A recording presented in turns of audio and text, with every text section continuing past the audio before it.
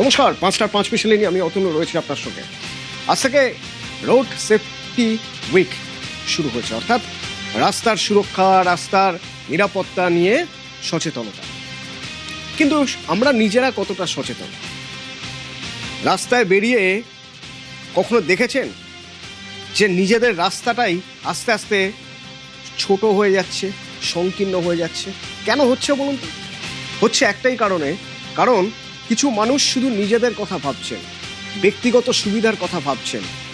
অন্য মানুষ মারা গেলেও তাদের বোধহয় কিছু যায় আসে না। কেন বলছি জানেন? এই যে বরানগরে শনিবার 2 শিশু মারা গেল, এরপরেও আপনারা দেখবেন আমাদের ক্যামেরায় ধরা পড়ছে বিভিন্ন জায়গায় রাস্তার অর্ধেকেরও বেশি বালি, স্টোন চিপস, পাথর। আর কবে হুঁশ ফিরবে?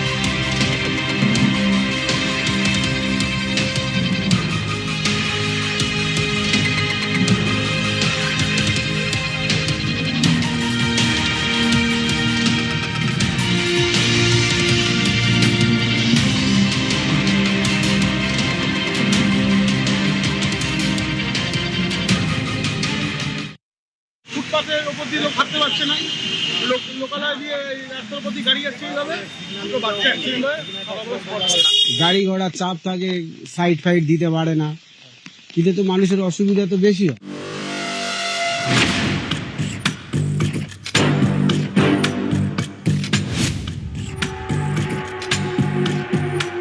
ফুটপাথ ভরেছে দোকানে, রাস্তায় ডাই করা ইট বালি, হাঁটতে গেলে নামতে হয় রাস্তায়, গা ঘেঁষে বেরিয়ে যায় গাড়ি।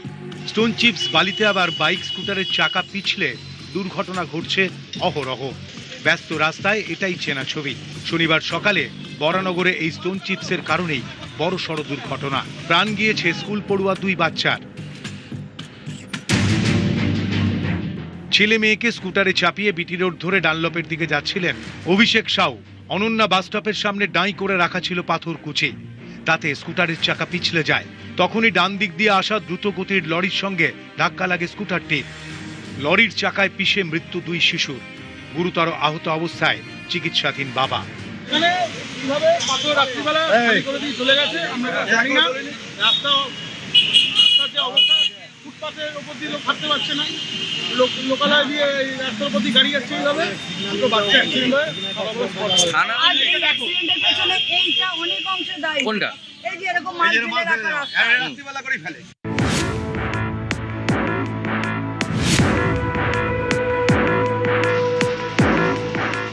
এ ছবি বহুদিনের। বহু ব্যস্ত রাস্তায় কার্যত প্রাণ হাতে যাতায়াত।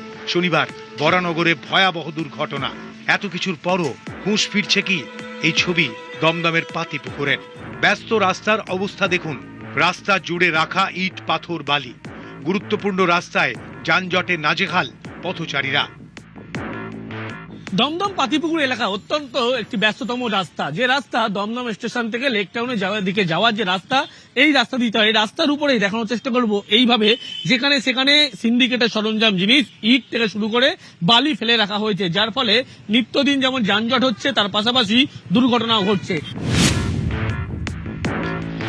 গাড়ি ঘোড়ার চাপ থাকে, সাইড ফাইড দিতে পারে না, এতে তো মানুষের অসুবিধা তো বেশি হয়। হ্যাঁ, প্রমোটার ফেলে গেলে। কিছুদিন আগে আমি বাইক নিয়ে ছিলাম, মহিলা সামনে ছিল, বালির জন্য ডিসব্যালেন্স হলো, ওটা ভাগ্যিস কি বাচ্চাটাকে লাগিনি বলে আমি সাইডে টার্ন নিয়ে নিলাম। রাত্রির বেলা তো আরো অসুবিধা হচ্ছে, রাত্রির বেলা তো আলো চলে যায়, গাড়ি আসছে কি টু হুইলার আসছে, ফোর ওটা দেখাই জানা দাদা।